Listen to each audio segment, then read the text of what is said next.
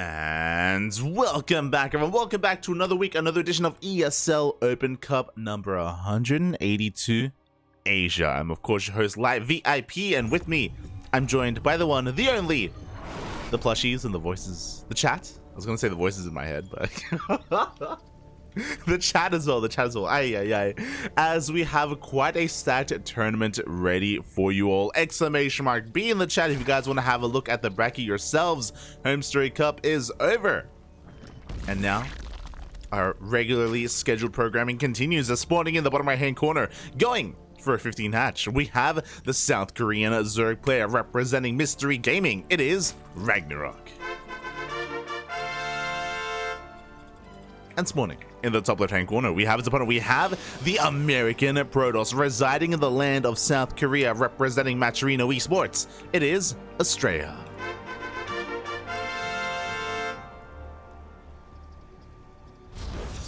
Let's go, Poppy. Let's go. Two players which we coincidentally casted last night. Shout out to the people in the chat that were also here during the GSL qualifier cast that we had last night, and both RagnaroK and Astrea did actually make it on through. They did qualify for this season of GSL, which is going to be commencing in a couple of days. So really cool to see. Again, two amazing players, some of the best available in South Korea right now. And we'll see how they do turn out here. Again, are they going to be hiding builds for GSL? I mean, I haven't looked at the groups yet, so I don't know if they have their respective opponents' races, but I'm sure regardless they are going to be fighting their hearts out here. The players they usually do in preparation to warm up, to be in form, in shape for GSL. I pointed it out earlier, but RagnaroK did go for a 15 hatch. The reason for that, you get your natural. You're able to actually expand on location with that 15 hatch. Of course, it does mean that your hatchery is early. It means that your hatchery gets thrown down before the probe. Before the probe shows up. So this is, in a way, an inefficient opener from RagnaroK, in a sense that, you know, if he did go for a regular hatch, a 16 hatch timing, he'd have a little bit better economy, a little bit better droning, I should say. But this is a safer way to open up here. You sacrifice a little bit of your drones and a little bit of your economy in favor of a more secure natural base and a more secure defense here on two bases. Meanwhile, across the map, Astrea is going for a Stargate opener. Nothing too crazy, if you remember, because we were casting plenty of Astrea last night. He kind of didn't really diverge too much from his overall builds. Of course, that was a bit of a different matchup, but I wonder if that is going to be the case here in PvZ as well, as he is going to be going for that Stargate opener. I imagine for Oracles, I imagine for a third base. But we're on Babylon, and Babylon is notorious. It's notorious for all-ins, from both players, to be fair, but it's a very aggressive map. The rush distance can be very short, especially when these drugs get knocked down in the center of the map. Queen Roach all-ins, Ling Bane all-ins, we've seen it all on this map. Even Nidus plays from the Zerg, and a player like RagnaroK, I wouldn't put it past him. And speaking about RagnaroK and his builds and how aggressive he can be, I'm curious about his lair timing. Okay, he has pulled out of gas completely. If you remember last night, he was actually playing a lot of Hydra, like early lair into these early Hydra timings against Protoss. It was really interesting to see. It had mixed success. Definitely had mixed success for RagnaroK. So yeah, I'm curious if he's going to be willing to bring it out here in this series. As for the time being, the spores are on the way, the queens are in position. Oracle is zooming across the map, looking to get into the natural base, but no, there are two queens here ready and waiting for it. Again, Astrea shouldn't find any damage whatsoever. Not yet, anyway, not yet. Of course, that was only the first Oracle. Second Oracle is on the way, and this is going to be a bit of a power spike for the Protoss. Two Oracles can, of course, one-shot a drone, so there is so much more damage potential with them. We do see RagnaroK is making a wave of Lings as we speak. With these Lings, I'm sure he wants to try to test the waters here at the third base, maybe try to force Astrea to turn back around, as Astrea is going for a double Oracle opener. There is no third Oracle behind this. With this, he's actually going into much faster gateways, actually. We do have Blink, no Forge, no +1.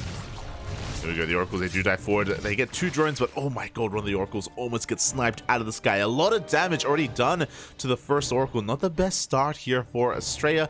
It is going to weaken his harassment. It's going to weaken his aggression.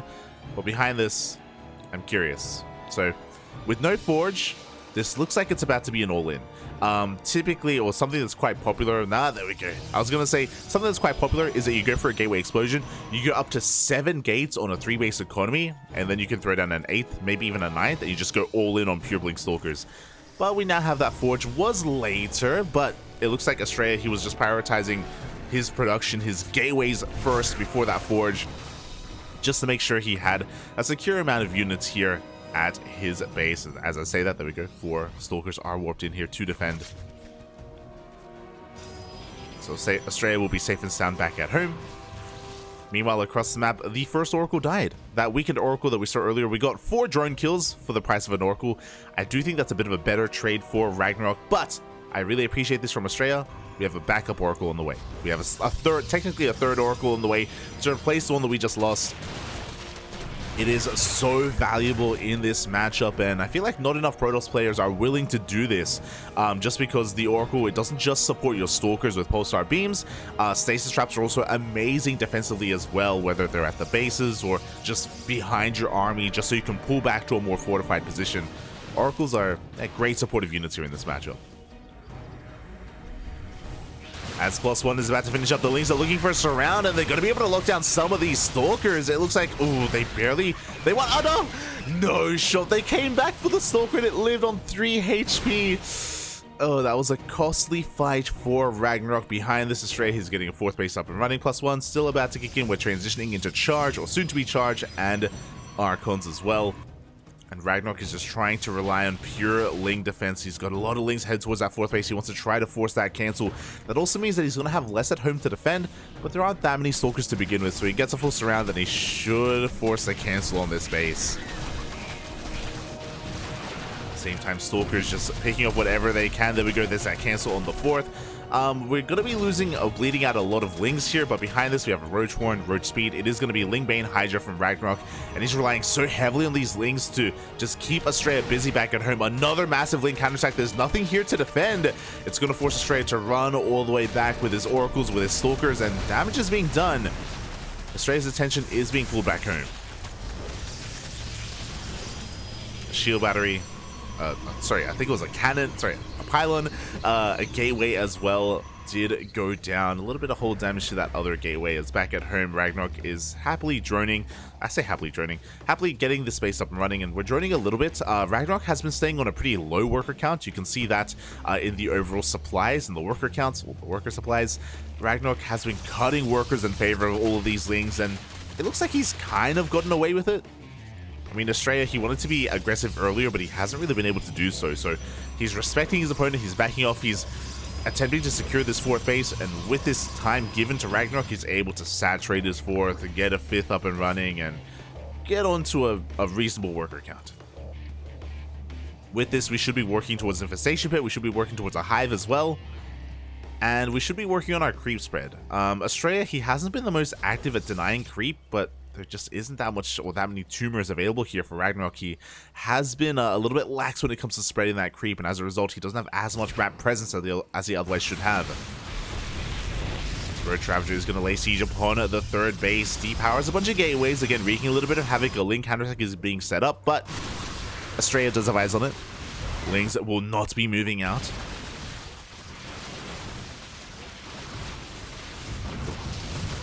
And yeah, we're getting a decent amount of damage done here. No probe kills. We're not trading with the army, but, you know, we're disrupting the production. And keeping the attention back at home while RagnaroK maxes out. And he has maxed. Banelings are on the way. Bailing speed is done. +2 melee is about to finish up. We do have that Ling counterattack headed towards that 4th base. At the same time, here comes RagnaroK. We don't have that much left to defend. The Storms have run out. The Banelings are rolling on forward. They want that mineral line. They want whatever they can get. Up. They don't get too much. 4 probes do go down, but the main army is being forced back, and that CC, that Nexus, sorry, is getting very low. Looks like RagnaroK has broken through. The base will fall. The Robo as well. The Ling counterattack at the 4th didn't really get to do too much damage, but it did run into a Zealot run by. And RagnaroK wants to keep on pushing. Again, Astrea just wasn't able to really be assertive at all this game. He tried to, but the constant Ling run-bys, the constant Ling aggression kept Astrea back at home. It gave RagnaroK the breathing room that he needed, and now he's broken into the natural base. GG gets called, and RagnaroK will take game number 1. GG. Damn. Yeah, very in your face, very aggressive out of RagnaroK. Again, as a reminder, the reason why he had so many links to work with to begin with is because he was cutting drones early on.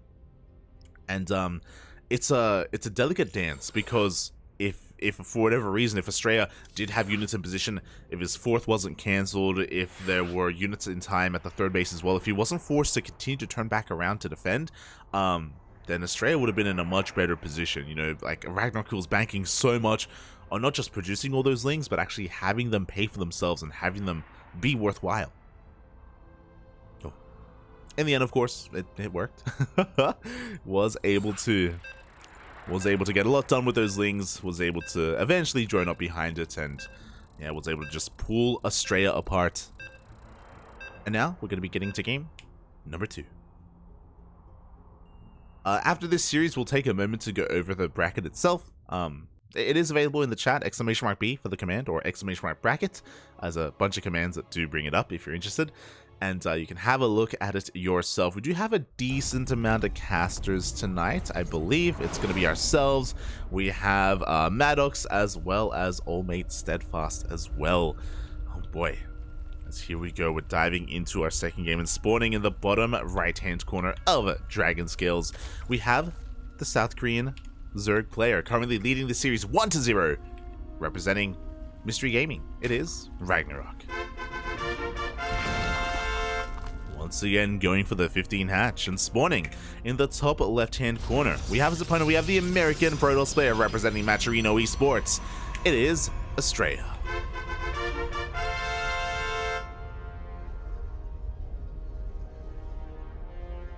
Hello, Iceland. Hello. Hi there. Oh, brutal. It's a brutal game, Papi. It's It's cover your eyes. It's the Iceland. But yeah, really solid start here from RagnaroK. And when it comes to aggression, I mean, we were talking about it loading into Babylon, right? How Babylon is such is a map that does favor quite a lot of aggression, typically all-ins, and we didn't see an all-in out of RagnaroK, to be fair. Dragon Scales is pretty similar in that regard, where we see a lot of aggression. The rush distance is quite short on Dragon Scales because of that. If you do want to be the aggressor, you do have a bit of an advantage at that as well.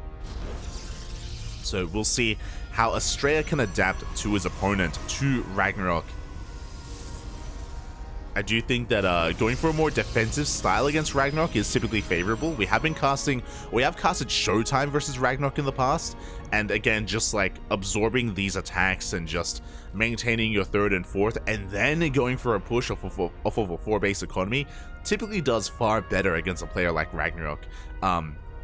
Otherwise, you would have to have the warpins available and have the attention span available as well to keep up with the constant counterattacks of RagnaroK as well, which is arguably a little bit more difficult. Of course, different routes to take, but yeah, we'll see what route Astrea goes for. In that last game, he was the one who wanted to be active on the map, if you remember. He wanted to move out with his Stalkers, with his blink timing, with +1, but he just wasn't able to against all the links. And I hope that we do see Astrea try to switch things up a little bit here.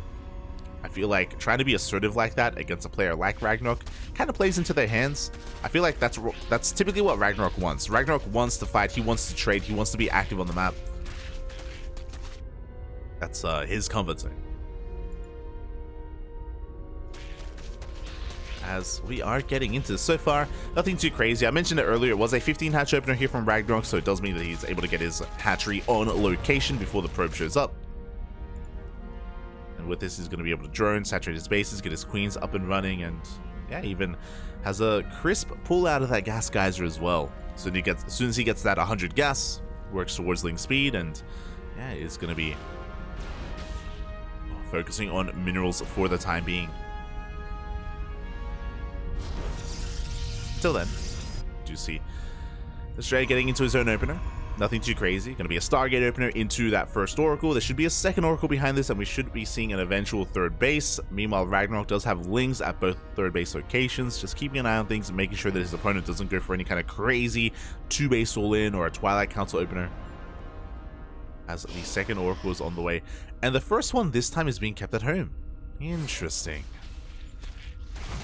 Probe has been revealed. The Lings, they want the probe. They get a surround on the Adept. They're going to be able to not just get the Adept, but also... Oh, they don't get the probe. Oracle is able to defend in time, and yeah, really interesting move. I appreciate it. If you remember, the first Oracle of Astrea almost died when it went out across the map. Like it dealt very little damage, especially considering that it was a 15 hatch opener. Meanwhile, the Lings, they turn it back up, and they're going to be able to get another kill on this Adept. Once again, forcing the Oracles back home.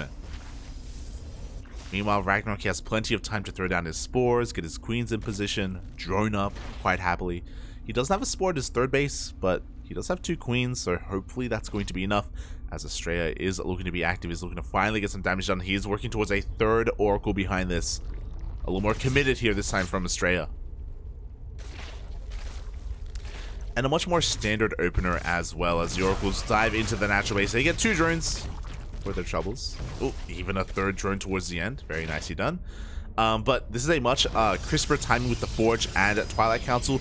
This delays the, of course, it delays the upgrades. Oh, sorry, upgrades, but it delays the gateways. Delays the 3rd and 4th gateway here from the Protoss in favor of Tech, and we'll see if he can get away with it. Looks like he should be able to. 2 Adepts are going to be going down, but Astrea should be able to hold on to this 3rd base location. This shouldn't get out of control. Yeah, there we go. As Lings are being cleaned up. At the same time, we get a stasis trap into the main base. 2 drones do get stasis. Oracles try to dive into the 3rd, but again, the queens are in position.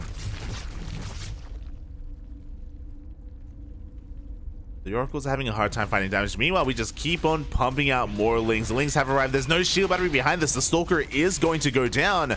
Hopefully, we can wall off in time, and there we go. The Cybercore is thrown down. But again, we're just forcing these Oracles back home. Even that 3rd Oracle across the map turns around as well. Nice stutter stepping from Astrea. He's able to shave off a lot of those Lings. And again, RagnaroK off of or behind this, he doesn't have the most amazing drone count. He's on par with Astrea when it comes to his economy. But again, he's giving himself a lot of breathing room. He even catches some of these Stalkers as well, forces another activation on those Oracles.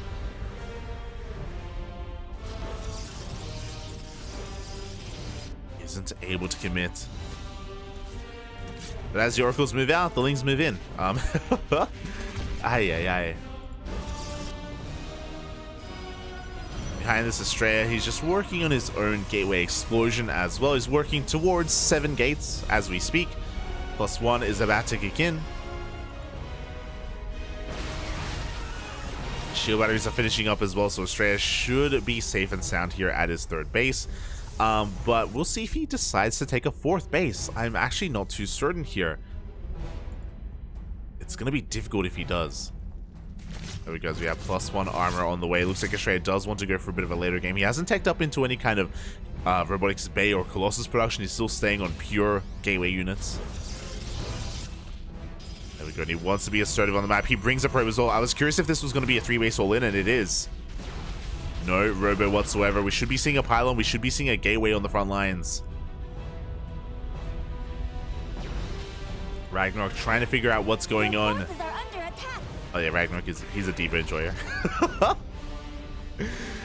But this is what I assumed Astrea was going to do last game. If you remember, I was like, oh, is this like a 7-gate all-in? And he didn't go for that, obviously. He went for a 4th.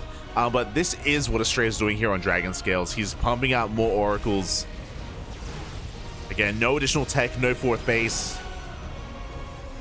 It's all or nothing here for Astrea. And now RagnaroK has to be the defender. He has roaches on the way. Stasis traps are being thrown down. And so far, the blinks have been pretty good. The choke point here is amazing as well. And RagnaroK may be forced to give up this base. At the same time, a bailing run by does connect. 8 probes go down across the map. Now RagnaroK has to be careful not to overextend. A couple of biles will connect the Lings across the map.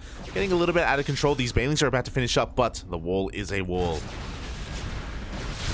And Banelings don't find any more damage. Meanwhile, we see Astrea committing to this push. He's going to be able to clean up all these Lings. Now he's getting on top of the Roaches. Roaches without Link support are so vulnerable here to these Blink Stalkers. We have reinforcements coming in. Can RagnaroK hold on? He sends another Ling counterattack across the map. Is that going to hurt him in the long run?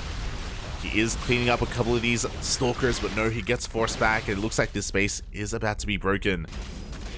But the Lings also, they break the third. Astrea stuck on a 2-base economy. He doesn't quite have a lot of longevity left in this game, but he is getting so many of these roaches. Yeah, and RagnaroK, he's bleeding out so much here. I don't think that was a wise attack. He wants to hold on to his hatchery, Papi. The Lings are coming back home. We need them with the stasis. Stasis trap is going to get triggered. But only it gets baited out by one of those Lings. RagnaroK, he's trying to dive on top of this. He's losing all of his roaches. This is still so close, but it looks like RagnaroK, he takes down the pylon. He shuts down the warp in. He does force Astrea back. RagnaroK holds. He barely holds on to his third or even fourth. And even though he was bleeding out a lot of roaches, it was worth it in the end. He crippled the economy of Astrea earlier. Now RagnaroK has the map control. Again, Astrea was all in, had to end the game then and there, and just barely wasn't able to do so. It was a risky move for RagnaroK to send so many Lings across the map to harass, but it paid off in the end. It depowered gateways, it again crippled the economy, it disrupted Astrea, forced warp-ins back at home. Did pay off in the end, and yeah, RagnaroK, now he's working on a 5th base as we speak. We got +1 range about to finish up. We got a Hydrogen on the way as well, because why the hell not? We see Astrea trying to transition, but it's a difficult position to transition from, let's be real. He's got a Dark Shrine on the way for Archons, which can help.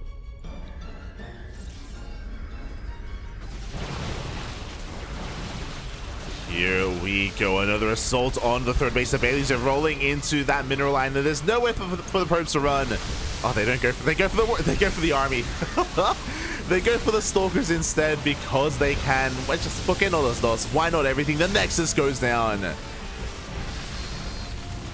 And Astrea is struggling to hold on. GG gets called. RagnaroK takes the series 2-0. GG.